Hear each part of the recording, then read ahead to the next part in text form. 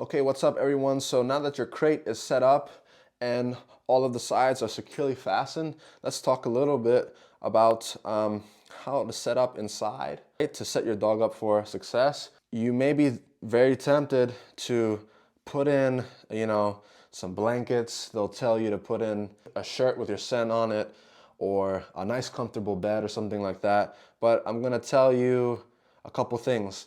A lot of dogs, depending on the breed, they'll tear up whatever you put in the crate, okay? And it can lead to things like pica, dogs eating indigestible stuff. It's not good. You don't want to have to pay for an operation or pay for the dog to get their stomach pumped. So don't do it. Your dog is a dog. You're a human, okay? They're very different from you. In a lot of ways, there are similarities, but they are quite different. Your dog doesn't need a fluffy bed to be comfortable. Trust me, okay? I guarantee you, I'll bet money, a lot of you out there, you've bought your dog a bed, and sometimes they would opt to just lay on the floor. Sometimes you buy your dog a bed, and they'll just lay on the floor right next to the bed. I'm not saying that sometimes they don't go on the bed, but a lot of times they prefer to just be on the floor. They're a dog, okay? And other members of the same, family, foxes, dingoes, bush dogs, any, feral dogs, anything like that, they sleep on the floor, okay? In dens, your dog is no different. So I would avoid the bed.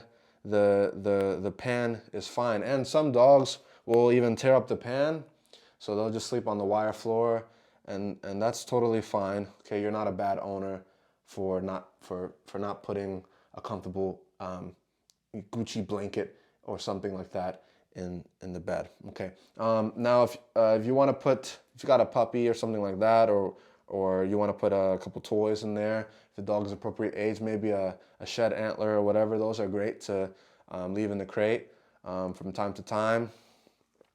This is just a little teething toy.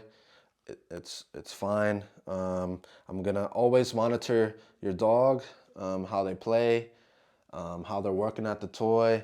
And this is a little Kong. Like I said, I have a miniature poodle coming.